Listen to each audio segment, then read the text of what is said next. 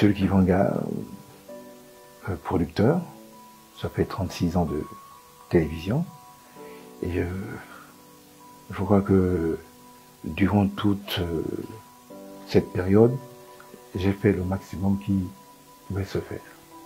Mon histoire, en 75, je suis en France et je fais une formation au Conservatoire du cinéma français. Ensuite, je rentre à Libreville.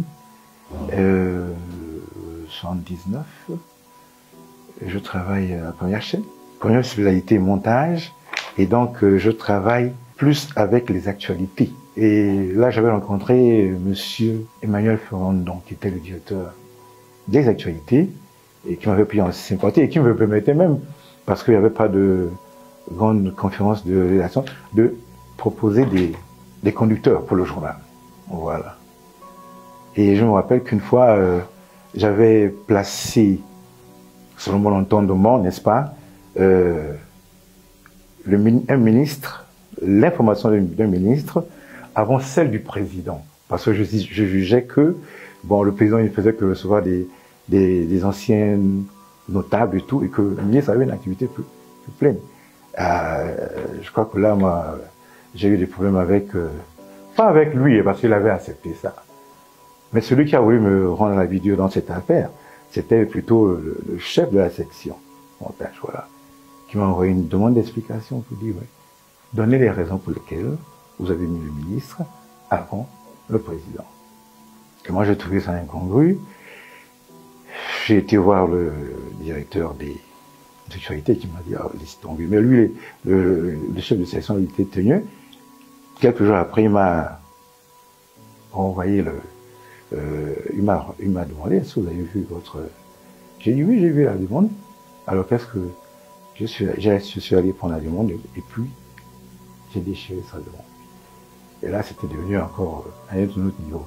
C'est l'éditeur général qui a dû arrêter cette affaire. Avant, quand les gens entraient, avant nous, et quand nous sommes entrés, y compris tout à l'heure, quand il est passé, on était coachés, encadrés. Ça veut dire que il fallait un certain temps avant de pouvoir être programmé. Que ce soit au journal, que ce soit sur une caméra, que ce soit au niveau de la technique. Voilà. Il fallait une certaine période, ça pouvait être 6 mois. Et puis quand la personne qui vous coachait jugeait que vous étiez prêt, en ce moment, on vous lançait, quoi.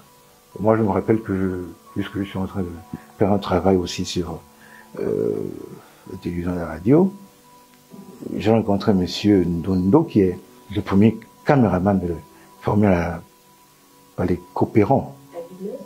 Monsieur Ndondo, non. Ndondo? Oui, Ndondo, oui. Donc, il a dit que quand Raoul l'a confié aux coopérants, parce que au départ, c'était les coopérants qui géraient la télévision, y compris même qui présentaient. Donc, il a dit, mais formez-moi ce petit. Il a été formé, mais il m'a dit qu'il venait pendant 6 mois, il regardait, c'est tout. Il regardait comment on place un pied, il regardait comment on règle une focale. Et c'est après 6 mois que le coopérant lui a dit, c'est bon, on y va. Et quand il a réussi son premier passage, c'était parti. Mes perspectives, moi je suis à la retraite, et puis bon, j'ai vu ma retraite sans trop forcer. Disons que je donne des cours, là je viens d'arrêter, hein, il y a quelque temps, je donnais plutôt à la période de la Covid, je donnais des cours de production à l'école de Louis là-bas. Et puis là, j'ai monté une petite structure audiovisuelle pour faire recueillir par moi certains souvenirs des gens qui nous ont précédés, des gens qui ont aussi marqué leur époque, à tous les niveaux, pas simplement la télévision, mais aussi des notables, les gens au niveau traditionnel, au niveau sportif. Donc j'essaie de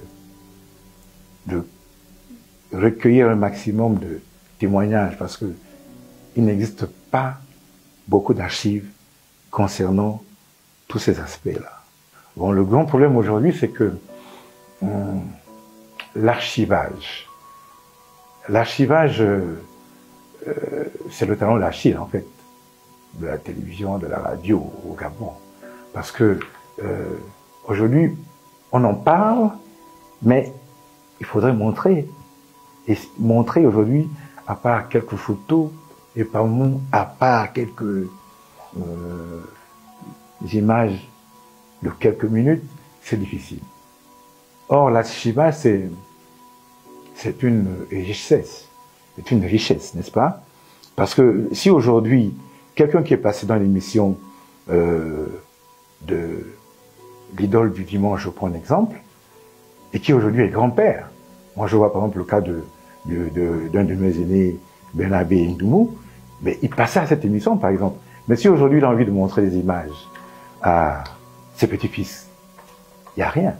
Or, s'il venait au niveau de la télévision demander, je suis passé à telle époque et je voudrais avoir un bout de mon passage en vidéo, il paye et ça fait rentrer de l'argent. Et le nombre de personnes qui sont passées, ça fait rentrer beaucoup d'argent, n'est-ce pas? Ça, c'est un des... Bon, puis moi, la démonstration, je l'ai faite aussi avec, puisque moi, je prenais en double, avant de partir du service des sports, des images qui m'intéressaient, ou bien des équipes qui étaient, pour moi, les meilleures. Et lorsque je suis parti, j'ai pu faire un film qui m'a rapporté de l'argent, parce que ces images n'existaient plus à la RTG. Moi, je n'ai fait que les doubles. Vous voyez? Donc, il y a le film sur la longue marche du football gabonais. Il y a le film sur dans les coulisses de l'AS Sogara. Voilà. Et là-dedans, il y a des souvenirs de tous ces gens qui racontent leur épopée. Bon, moi, je rentre en 79, après une formation au Conservatoire du cinéma français. Par la suite, je repars dans les années 81 pour une formation de producteur maintenant à l'INA. Par la suite, en fait, je travaillais un peu, je faisais un peu dans tout, quoi. C'est-à-dire que j'étais non seulement dans la production, mais j'allais souvent aider les gens du sport. Parce que, bon, moi, j'avais pratiqué le sport à un certain niveau.